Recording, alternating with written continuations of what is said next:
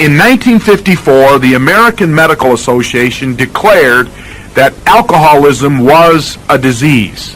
Until that time, it was a moral failure. And it has nothing to do with will.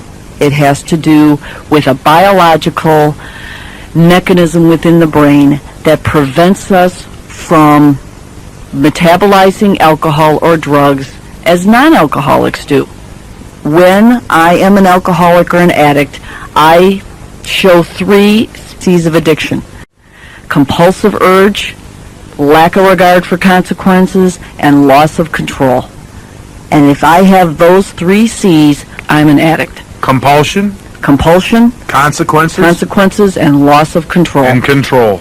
So today there is still a lot of shame attached to being an addict. And that's what prevents people from coming out and seeking and receiving the help and the acceptance that they need.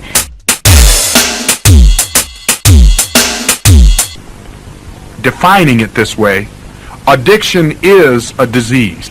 It is biological. The National Institute of Health just released 25 years of research and development of brain cells in addictive personalities. And they proved that trauma can alter the structure, the molecular structure of brain cells. That trauma causes brain cells to change the way they are formed and the way they act. They also prove that therapy, talking to others about the trauma, changes brain cells back to a more normal shape. Addiction is not a disease that we are born with, although we may be born with a predisposition to the disease. Addiction is a complex system of developmentally learned behaviors. And if I'm responsible for the way I got this disease, then I'm responsible for my recovery. If I or my loved ones is an addict, who is responsible for the recovery? They are. I'm not responsible if my wife is an addict to deliver my wife from addiction? No. I'm not responsible to deliver my husband? No. I'm not responsible to deliver my children? No. You need to understand where the addiction is. The addiction is not in your loved one's brain. The addiction is not in an evil spirit of addiction who has possessed their body. The addiction is in the addict. It is a way of life. It is a way that the addict has learned to cope with pain. When a normal person gets in pain, they get to the source of their pain. They find out why they're hurting, and they answer the need of that hurt in their life. But when a person who develops an addictive personality gets in pain, somewhere along the line they learn to anesthetize their pain. They may do it with alcohol. They may do it with drugs. They may do it with sex. They may do it with pornography. Is it possible to switch addictions through life? It happens all the time. Can you give me some examples? Well, the alcoholic who turns to food, the gambler who becomes a workaholic, the person coming in recovery who becomes an exerciseaholic. Whatever we engage in a behavior to avoid pain, it has the potential of becoming an addiction. Purpose of pain in this life is to teach us something. That's right. Addiction is something a person learns from very early on. It's a whole way of responding to our environment. Addiction is not only a disease, addiction is a choice.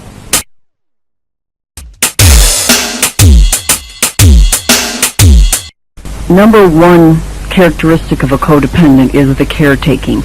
And that's indicated with you think and feel responsible for other people's feelings, thoughts, actions, choices, wants, needs, well-being, lack of well-being, and ultimate destiny.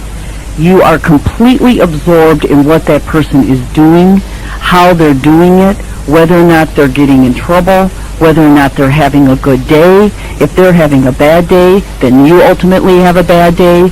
It becomes a total obsession with another person in the sense that you completely lose your own identity.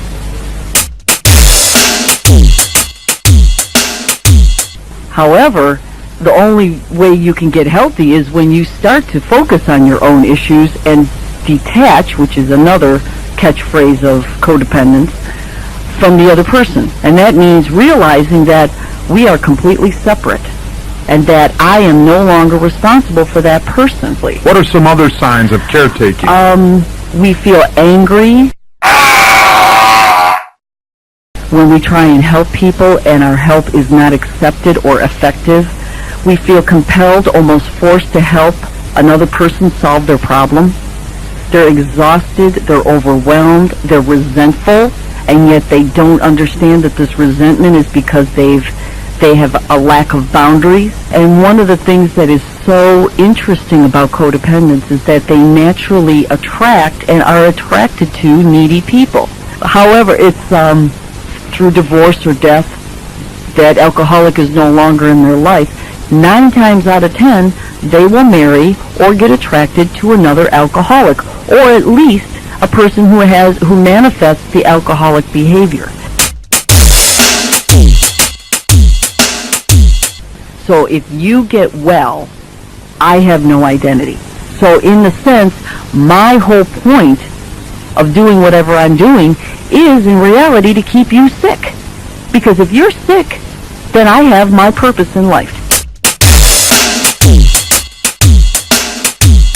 Well, I think you have to look at behaviors and everything in life on a continuum. On the codependent end of the continuum is caretaking. On the healthy end of the continuum is caregiving. Some of the other ones are obsession. You become very anxious and you continually worry.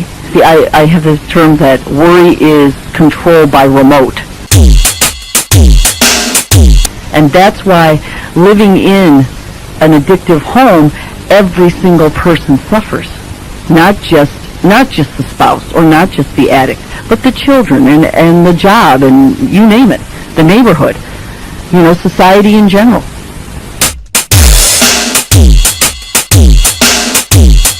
Don't we really often enable the people who are the addicts? We obsess about them, but then we cause the very thing we're obsessed about. Well, what we do is we rescue. Enabling and rescuing are two behaviors that the codependent will engage in to prevent the dependent person from suffering any consequences of their behaviors. If my spouse is ill because they were out the night before drinking or drugging and they need to be at work in the morning and I call the boss and say they have the flu, I'm enabling.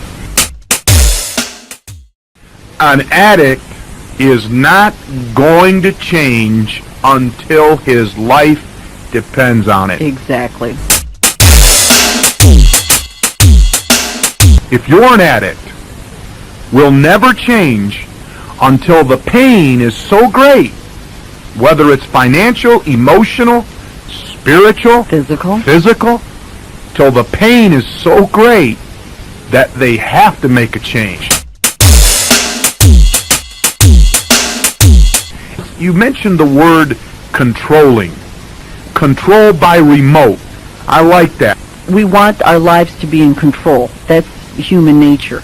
However, if I'm living in a chaotic home with an alcoholic, I'm going to try and control them. I let fear drive me, and I put all these restrictions on others so that I don't feel like my life is in turmoil. The reason you're using drugs and alcohol, if you're using prescription drugs, you're abusing prescription drugs, you're doing it because something's bothering you. Right. And you're also doing it because it works. The only problem is soon it takes more and more of the substance. The alcoholic or the addict has to use more and more of the substance till the substance itself becomes part of the pain. So now you have the original pain, then you have the substance. Pain. So you found this pint underneath the chair. Alcoholism is a progressive disease. If you do not maintain abstinence, the disease will get worse and worse and worse. An addict, again, he's not going to change till he has to. There are three end results to alcoholism, and that's how I want to close this up. There's death. Death. There's insanity. Or there's recovery. Death. Insanity. Or recovery. Wow.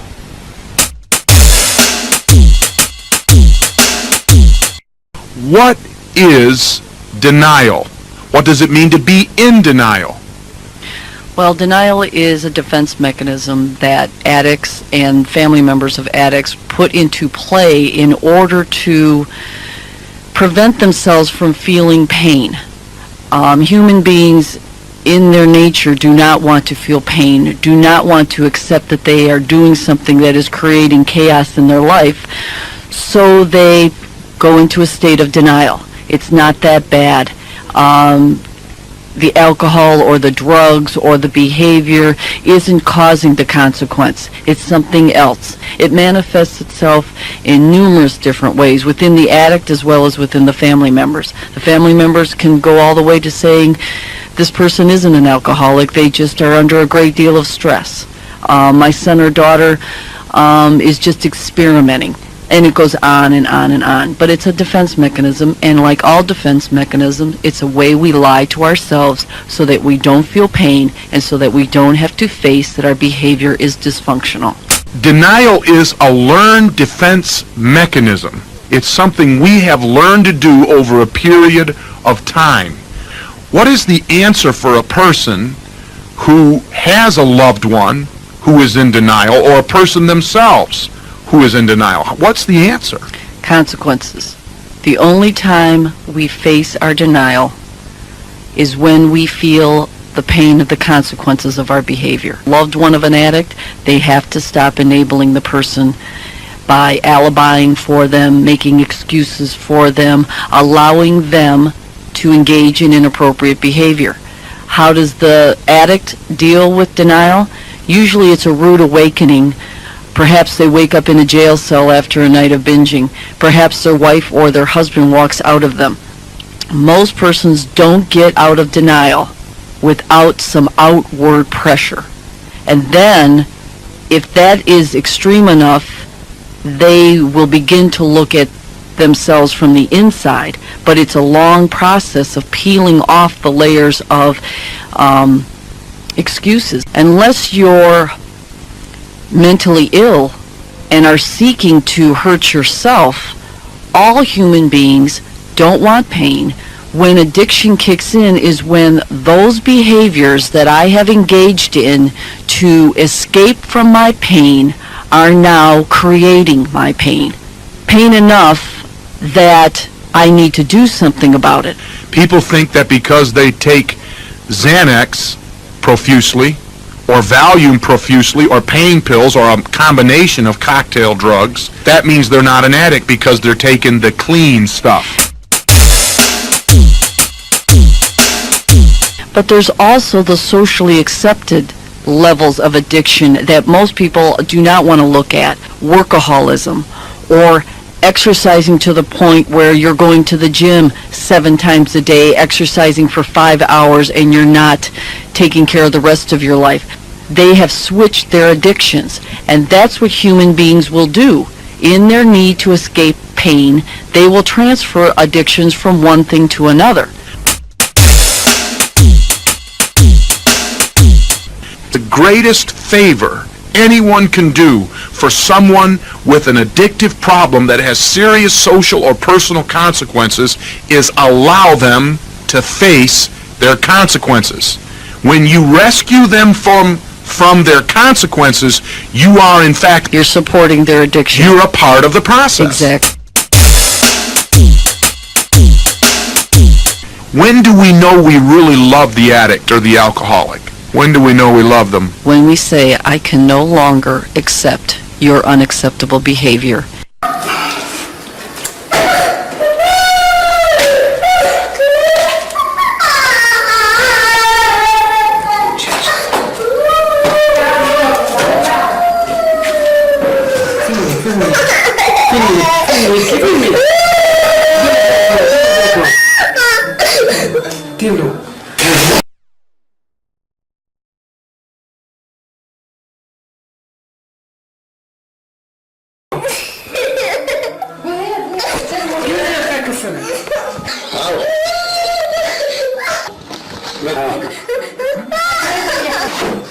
So when you step over them Yes. and let them wake up there themselves, And wash themselves.